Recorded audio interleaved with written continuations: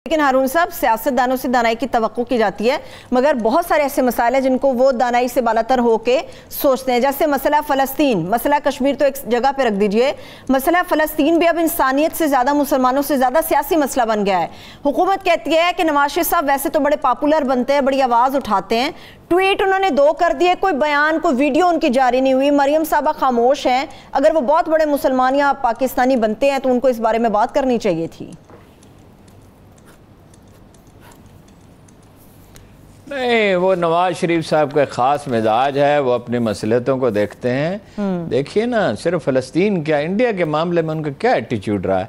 कभी एक बयान दिया, इतनी दफ़ा तो मैंने रिपीट किया है, कोई वजाहत उनकी तरफ से आनी चाहिए थी ना। इंडिया के ख़िलाफ़ कोई बयान दिया है मरियम ने? फ़लस्तीन पे कोई बात की है? शहबाज शरीफ साहब ने की है। नवाज शरीफ साहब जो हैं वो सिर्फ सदर नहीं हैं, वो वाहिद लीडर हैं पार्टी के, और जिसको वो जानशीन नामजद करेंगे, अगर वो एग्री करेंगे तो शहबाज शरीफ साहब को कुछ मिल सकता है, वरना नहीं मिल सकता। अगर वो इंसिस्ट करेंगे कि मरियम मेरी जानशीन होगी तो मरियम ही जानशीन होगी। क्या उन्हें इस पर एक ज़ोरदार बयान नहीं देना चाहिए था? आप इंडिया के मामले में उनका ट्रैक रिकॉर्ड देखें ना। बरकत ने अपनी किताब में लिखा है कि जनदल ने उनकी मुलाकात कराई मोदी से खुफिया, तो उसकी आज तक कोई प्रॉपर तरदीद इंडिया से तो नहीं हुई। नवाज शरीफ साहब के तरदीद करने से क्या होता है?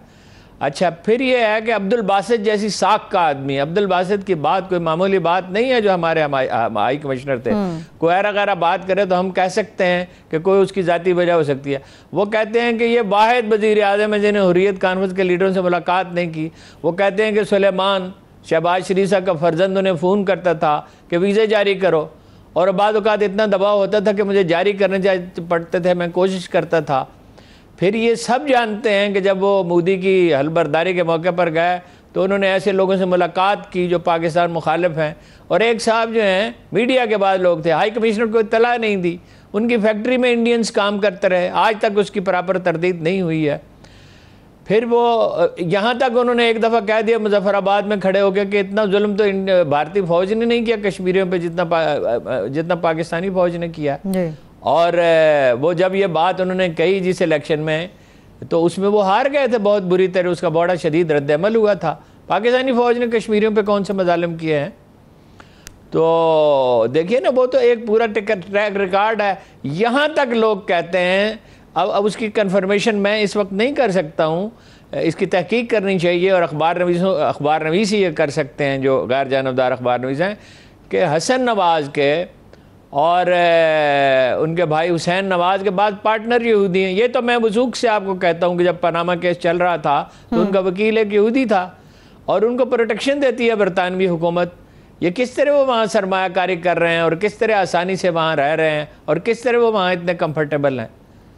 तो ट्रैक रिकॉर्ड तो उनका ठीक नहीं है इस मामले में। अच्छा, अजमल कादरी कहते हैं, ऑन रिकॉर्ड अजमल कादरी ने यह कहा, इंटरव्यू दिया एक टेलीविज़न को कुछ अर्सा कबल, कि मैं, अजमल कादरी आपके ज़हन में जमीयत उलमा इस्लाम के एक लीडर थे, अब तो वो मुतहर्रिक नहीं है, कि मैं नवाज शरीफ के कहने पे इसराइल गया था, वज़ीर ख़ारिजा से मुलाकात की और वज़रा से मुलाकात की थी।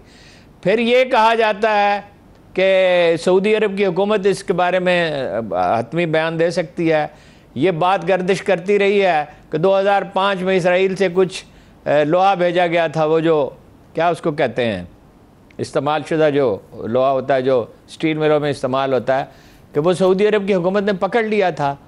तो ट्रैक रिकॉर्ड तो उनका मशकूक है इस मामले में। तो नवाज शरीफ साहब के लिए बड़ा आसान है, खुलकर इस पर बात करें, और मरियम यहाँ मौजूद हैं, वो बयान दे सकती हैं।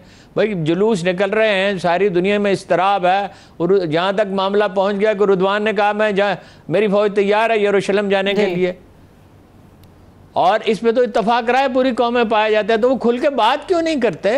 वो कोई ट्वीट जो है सुनहरी ट्वीट किए हैं उन्होंने, अपना परवेज़ रशीद साहब ने, तो बात करें ना खुल के। हारून साहब, कुछ मैशत के ऊपर बात कर लेते हैं। सियासत तो मैशत के ऊपर भी हो रही है। ऑपोजिशन कहती है कि इन्होंने तबाह बर्बाद कर दिया पूरे सिस्टम को, लोगों को बेरोजगार कर दिया। महंगाई तो इमरान खान का जुर्म है, मगर माफिया की सरपरस्ती भी इमरान खान साहब का जुर्म है। बिलावल भुट्टो कहते हैं इतनी बदतरीन सूरत हाल है, इमरान खान साहब भी मुल्क छोड़ के भाग जाएंगे। शौकत तरीन साहब कहते हैं भाई हमने तो मैशत को 4 चांद लगा दिए, 3.94% हमारी ग्रोथ है। क्या वाकई ऐसा है? अच्छा देखिए, उसमें 2-3 सवाल रह गए। मसलन ये आपने नहीं पूछा कि नैब के ख़िलाफ़ क्यों बयान दिया वज़ीर आज़म ने, और इतना सख्त बयान दिया, और शाह महमूद कैसे वज़ीर आज़म बन जाएंगे, जबकि जहांगीर तरीन की बात कैसे मान सकते हैं, जबकि वो दोनों हमेशा एक दूसरे के हरीफ रहे हैं।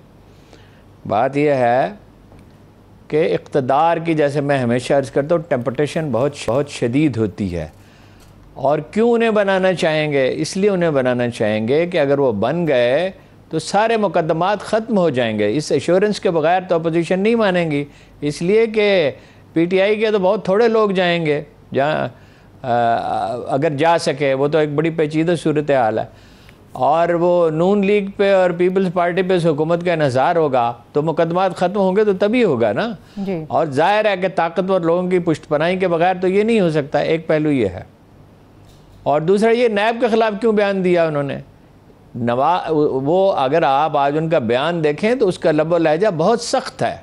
वो ये समझ रहे हैं इमरान खान कि मुझे धोखा देने की कोशिश की जा रही है, और ज़ाहिर है उनके इर्द गिर्द के लोग उन्हें यकीन दिला रहे हैं। इसी तरह की सिचुएशन में इस लाती साजिशें परवान चढ़ती हैं। तो नैब के ख़िलाफ़ बयान देने से उन्हें इस वक्त क्या हासिल हो सकता है? ये तो मैं आपसे हमेशा अर्ज़ करता हूँ कि खान साहब गैर ज़रूरी तौर पर माज खोलते हैं। बात उनकी बिल्कुल ठीक है, किसी बड़े आदमी के ख़िलाफ़ कार्रवाई नहीं हुई, अपोजिशन लीडरों के साथ नरमी बरती जा रही है हर कहीं हर जगह पे। लेकिन दूसरा पहलू भी तो है ना, उनके अपने लोगों के ख़िलाफ़ कार्रवाई नहीं हो रही। ये मोटरवे में उन्होंने किया जुल्फ़ी बुखारी पे, और कहा जा रहा है कि ग़ुलाम सरवर खान की वजारत भी ख़तरे में है। उसमें एक बात मैं आपको बता दूँ बड़ी अहम जी, अटक की ज़मीनों की कीमत रावलपिंडी से ज़्यादा अदा की गई है। एक तो बहुत गैर मामूली तेज़ी से अदा की गई है, तो उसमें भी वो डटे हुए हैं। वो एक ख़ास इस वक्त स्टेट ऑफ माइंड में है कि ठीक है, अगर मुझे अपोजिशन में जाना पड़ता है तो मैं जाके बैठ जाऊंगा। अब वो असर्ट करने की पोजीशन में, उन्हें ये एहसास है कि अभी तक डिलीवर नहीं किया जा सका। अगर अब कुछ इकानमी में बेहतरी के आसार हैं, तो मेरा तो पॉलिटिकल करियर ही ख़त्म हो जाएगा। मेरा वक़ार, उम्र भर जो वक़ार और इज़्ज़त मुझे हासिल रही है वो ख़त्म हो जाएगी। ये हैं वो 2-3 अहम पहलू जिन्हें मलहूज़ रखना चाहिए कोई तज्जिया करते हुए। एक और सवाल मैशत से हट के हारून साहब, देखिए माजरत के साथ हारून साहब, सवाल ये है, आपने जुल्फ़ी बुखारी साहब की बात की है, उन्होंने तो कहा है कि मेरा नाम ECL पे डाल दिया जाए, मैं फ़रार होने वाला नहीं हूँ, नवाज शरीफ जैसा नहीं हूँ। तो फिर ये बहुत सारे सीनियर लोग ये बातें क्यों कर रहे हैं कि जुल्फ़ी बुखारी साहब फ़रार हो जाएंगे, चले जाएंगे मुल्क से? हाँ, ये अफवाह तो है। अब मैं नहीं कह सकता इसमें सदाकत कितनी है। मुमकिन है वो ये समझते हो वो मिन्नत समाजत करके ECL से नाम निकलवा लेंगे और फ़रार हो जाएंगे। लेकिन अगर वो फ़रार हो गए तो पॉलिटिकल कैरियर तो उनका हमेशा के लिए ख़त्म हो जाएगा, और बदनाम वो बहुत होंगे, और उससे इमरान हुकूमत को भी बहुत उसकी बदनामी होगी और नाम हर्फ आएगा उस पर। लिहाजा मेरा ख्याल है ये मुमकिन नहीं है।